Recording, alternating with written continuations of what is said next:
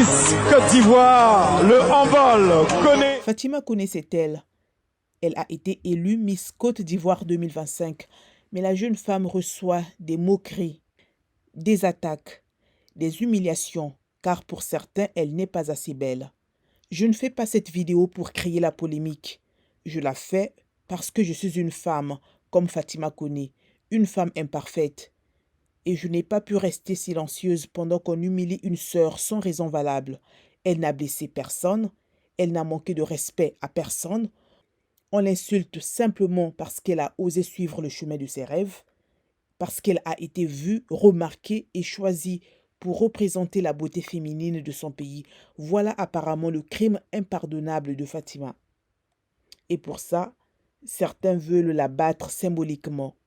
Fatima n'est certainement pas la plus belle femme de Côte d'Ivoire, car il n'y a pas une seule femme au monde qui peut revendiquer ce titre, puisque la beauté est relative et plurielle. Fatima Koné ne prétend pas incarner non plus Vénus, Héra ou Aphrodite à l'ivoirienne. Elle n'a pas revendiqué la perfection, elle a simplement osé tenter sa chance, comme tant d'autres l'ont fait ou auraient pu le faire, et ce courage-là déjà mérite le respect. Déjà, pour arriver à la scène nationale, il faut passer par des sélections, comme vous le voyez sur ces vidéos, des sélections départementales, communales ou régionales. Il y a des critères et des vérifications, des règles strictes imposées par le comité d'organisation. Et à chaque étape, il faut répondre à des exigences précises. Quand des candidates arrivent déjà en finale, c'est qu'elles ont satisfait à ces conditions. Et chacune d'elles peut remporter la couronne si le jury estime qu'elle s'est distinguée de quelque façon que ce soit des autres candidates ou des autres concurrentes. Donc, si Fatima est arrivée en finale, remportant la couronne, c'est qu'elle a rempli tous les critères. Si vous n'aimez pas les critères, ce n'est pas à Fatima qu'il faut s'en prendre. Adressez-vous aux organisateurs. Quand j'ai regardé la photo du couronnement de Fatima, c'est vrai que ne la montrait pas sous son meilleur jour. Peut-être la couleur de la robe ne la mettait pas en valeur, mais il y a aussi la fatigue, le stress, le maquillage qui peut couler, l'éclairage trop dur, cette tenue un peu sombre à mon avis, tout jouait contre elle. Mais qui parmi nous n'a jamais eu une mauvaise photo de soi? Soyons honnêtes, on les efface même avant que quelqu'un d'autre ne voie. Et les concours comme celui de Miss sont épuisants. L'élection de Miss, c'est vraiment intense, c'est lent, c'est épuisant. Des jours de stress s'enchaînent. Le stress, la pression, les heures debout, les sourires forcés, beaucoup d'autres choses, ça se voit sur un visage.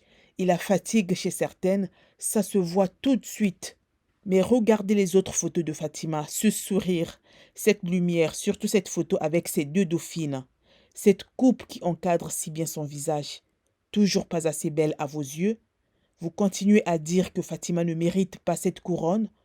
Je vois plutôt une femme radieuse, forte, élégante. Elle est simplement magnifique. Voilà ce que j'appelle une reine. Pas une image figée, pas une perfection glacée, mais une présence qui inspire, une force tranquille. J'ai entendu avec une grande tristesse des gens se moquer des oreilles de Fatima. Donc, au lieu de célébrer nos particularités, vous les tournez en dérision. Vous les utilisez pour rabaisser. Est-ce que Fatima a choisi ses oreilles? Avez-vous choisi votre nez, votre corps, votre teint, sauf si vous vous décalpez la peau? Êtes-vous physiquement parfait? Votre sœur l'est-elle? Votre fille, votre mère, vos amis, tous les membres de votre famille sont-ils parfaits? La beauté n'est pas une checklist, ce n'est pas une grille d'évaluation, encore moins une punition. Ce n'est pas une norme figée, ce n'est pas une série de cases à cocher pour mériter le respect. Le profil élégant de Fatima n'est pas un défaut, c'est une signature. C'est un témoignage vivant de son unicité, de son héritage, de son identité africaine. C'est une trace vivante de son appartenance à cette Afrique plurielle que certains refusent encore d'assumer. Se moquer des traits de Fatima, c'est refuser de regarder au-delà du miroir déformant des complexes hérités. C'est réduire une femme entière à un détail. Se moquer de ce qui fait de Fatima ce qu'elle est, c'est participer à cette violence insidieuse que tant de femmes subissent dès l'enfance. celle qui leur apprend à avoir honte de leur reflet. Fatima ne demande pas qu'on l'aime, elle demande simplement qu'on la respecte, qu'on la traite avec dignité. Et si son image vous dérange, demandez-vous pourquoi. Peut-être que le problème n'est pas sur son visage, mais dans votre regard à vous. Fatima n'a pas volé la place de quelqu'un. Elle s'est présentée, elle a respecté les règles et elle a été choisie, point. Donc, Miss Côte d'Ivoire 2025 mérite notre respect et notre admiration, pas nos insultes. Honorer Fatima, c'est honorer toutes les femmes qu'on a trop souvent réduites au silence ou à l'ombre. C'est dire haut et fort que la beauté ne se mesure pas à une norme coloniale, à une teinte de peau, ni à une forme de nez ou des oreilles. C'est reconnaître que la grandeur d'une nation commence par le respect de ses filles, quelles que soient leurs origines, leur corps ou leurs histoires. Juger une femme sur la forme de ses oreilles, la couleur de sa peau ou la texture de ses cheveux, c'est trahir l'héritage de nos grands-mères, de nos mères, de nos sœurs, de toutes les femmes qui ont dû se battre pour exister dans un monde qui ne leur faisait pas de place. Fatima ne fait pas honte à la Côte d'Ivoire ou à l'Afrique. Ce sont nos moqueries, nos violences verbales, notre intolérance qui nous font honte.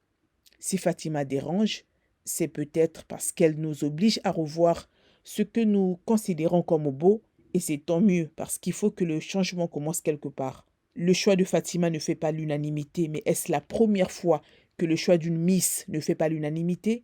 Et puis, avec son diplôme en e-commerce et son engagement surtout envers l'éducation des jeunes et le bien-être des personnes défavorisées, la jeune fille incarne un modèle de beauté consciente et active. Elle utilise sa plateforme pour donner de la voix à ceux qu'on n'écoute pas, pour soutenir ceux qu'on oublie. Sa confiance et son charisme doivent nous rappeler que le caractère construit bien plus qu'une silhouette et que la vraie prestance naît de l'engagement, pas seulement de la perfection physique. Et puis, dans mes recherches, j'ai découvert que Fatima a déjà porté d'autres titres. Entre autres, elle a été dauphine de Miss Ébène et première dauphine de Miss Supranational CI. Les commentaires étaient plutôt positifs, encourageants. Alors pourquoi tant de haine maintenant? Fatima, en tant que Miss Côte d'Ivoire 2025, porte cette couronne pour elle, mais aussi pour toutes ces femmes qui refusent de se diminuer pour entrer dans un moule, pour celles qui ont été ignorées, jugées, rabaissées, parce qu'elles ne ressemblaient pas à ce que l'on attendait d'elles, pour ces femmes qu'on regarde de haut, souvent par ceux ou celles qui sont simplement nées avec ce que la société appelle des avantages naturels. Fatima porte aussi sa couronne pour toutes ces personnes qui ont grandi en entendant qu'elles devaient changer pour être acceptables, celles qu'on méprise ou rabaisse, simplement parce qu'elles ne répondent pas aux standards imposés. Elle porte cette couronne pour celles qu'on juge, qu'on compare, qu'on invisibilise, pour celles à qui on n'a jamais dit « tu es belle, juste comme tu es ». Ce n'est pas seulement une couronne, c'est un rappel que notre valeur ne dépend pas d'un vote, d'un filtre, ni d'un regard extérieur. Notre valeur est innée, profonde et non négociable. À toutes les petites et jeunes filles qui regardent, que Fatima vous rappelle ceci. Tu n'as pas besoin de cacher tes oreilles pour mériter une couronne. Tu n'as pas à t'excuser d'être née telle que tu es. Tu es née complète, vraie. Tu es une œuvre divine. Tu es déjà une œuvre d'art, sans retouche, sans filtre, sans modification. Ne laisse jamais les critiques éteindre ta lumière. Ton authenticité, c'est ta force. Ta différence, c'est ta richesse, c'est ta lumière. Et ce que certains appellent faiblesse peut devenir ta plus grande force. Cultive juste le courage de poursuivre tes rêves, même s'ils te semblent petits, même si d'autres les trouvent insignifiants, bizarres ou irréalistes. Le courage de rester douce dans un monde qui pousse à l'armure, à l'amertume. Le courage de croire en toi, même quand personne ne t'applaudit. Entoure-toi de ceux qui t'élèvent et éloigne-toi de ceux qui t'éteignent. Entoure-toi de ceux qui te parlent avec bienveillance, qui croient en toi, qui te rappellent que tu es capable. Ne t'efface pas. Ta voix a du poids, tes idées ont du souffle, ton existence a du sens. Laisse les moqueries glisser.